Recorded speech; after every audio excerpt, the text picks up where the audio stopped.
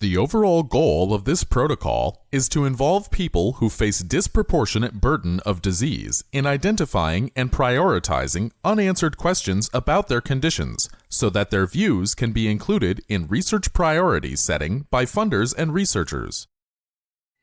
This protocol can help answer key questions in healthcare research priority setting, including what research questions matter most to underserved communities who are most at risk for health problems.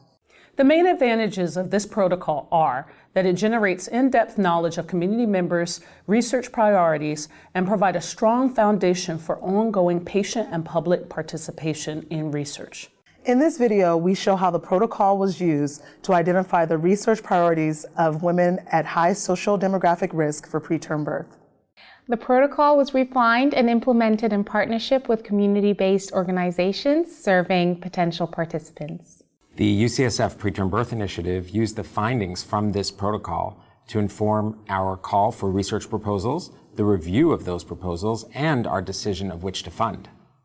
This protocol enables mothers of preterm babies to make their voices heard so that researchers can focus on questions that matter most to them.